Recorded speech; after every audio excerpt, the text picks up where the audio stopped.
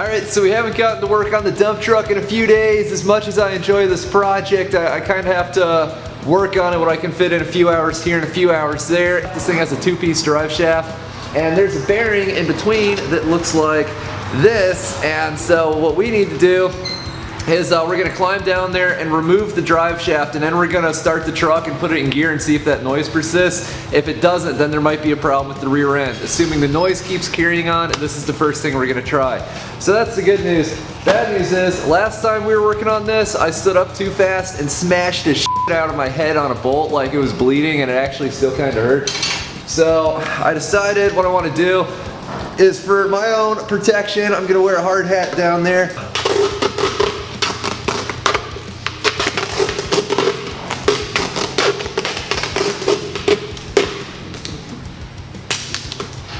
Perfect. I've Chucky 2009 proofed myself. Let's get to work.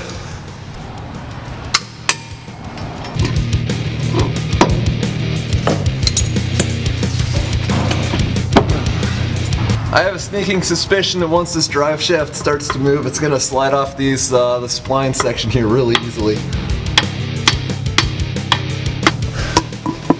Drive shaft away. Let's get out here. I gotta find my keys. Oh, this is awesome. I've hit my head on the top of this bed so many times. By that I mean like 2, but still sucked. Alright, anyway, clutch in. We're neutral.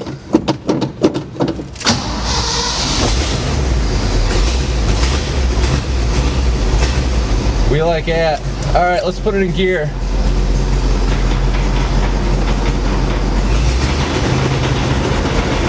Yep, it's definitely not the rear end.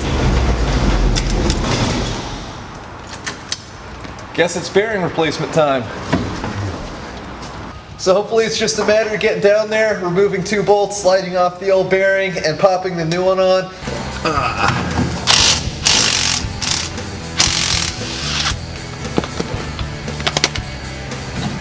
Alright. That went every bit as well as I hoped it would, unlike those things. You can't tell, I've never changed one of these before, but I try not to let little details like that keep me from getting things done.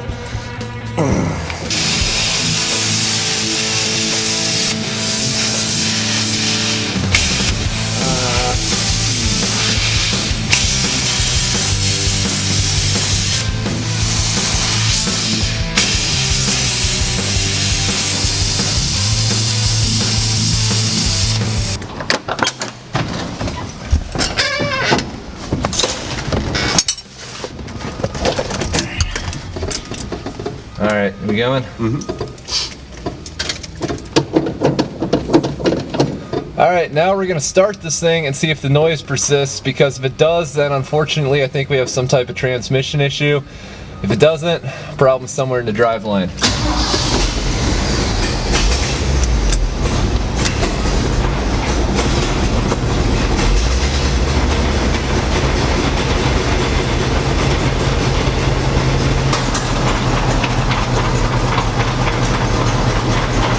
Sounds like it's still there, but that's really weird.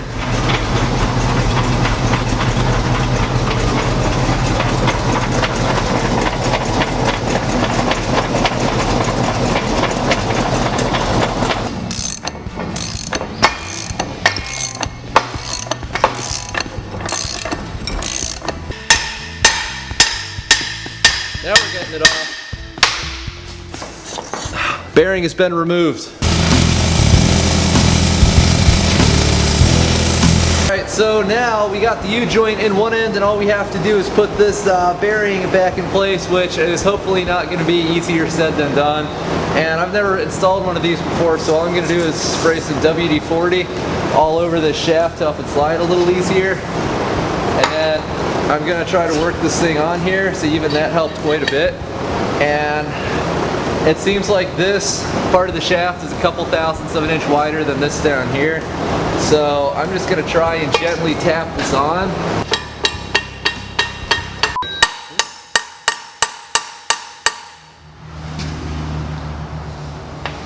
That's pretty much it.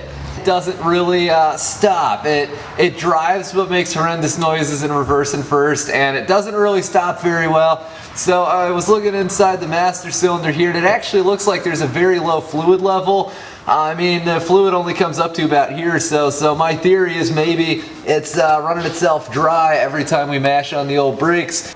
I'll just add some of this. I thought about trying to siphon out with the old turkey baster some of the stuff that's in here already, but I realized there's not really anything to siphon because it's so dang low.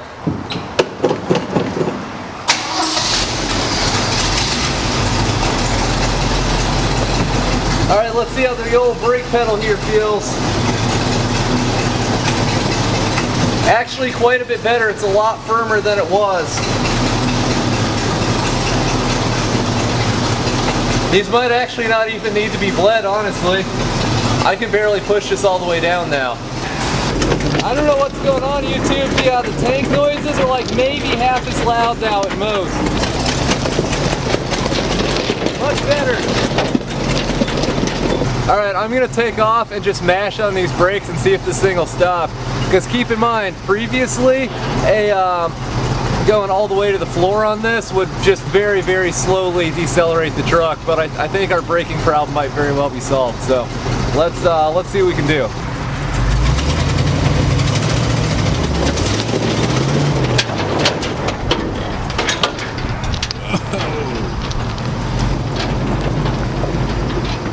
No, not the ball!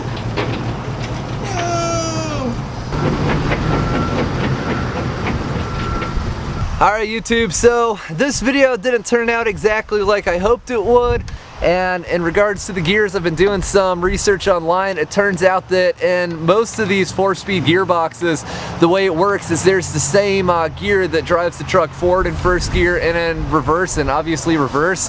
And the difference is, you know, when it's going forward, the gears are intermixed like this, and when it's in reverse, there's another gear that sits between these two.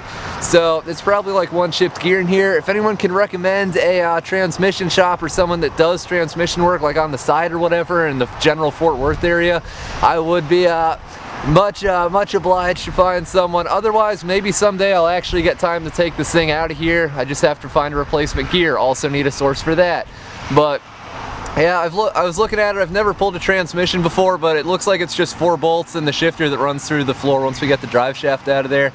So either way, we got a lot done. You know, we changed out the U-joints, we diagnosed the transmission issue, and we fixed the brakes. That was the easiest brake repair ever. I really would not cut corners on the brake thing. I would totally bleed this if I thought there was any real reason to, but I mean, that brake pedal feels, it really couldn't feel any better, and getting the truck going as fast as I can in my little backyard here, I mean, it'll just about lock up these wheels just like that. So really, overall, pretty happy with how this came out, and that's today's dump truck update, and we'll work on this thing more in the very near future. So thanks for watching, everybody. I really appreciate it. And what do I always say when I wind these things down? It's been a long day. Thanks for watching. Don't forget to rate, comment, and subscribe for more. There you go.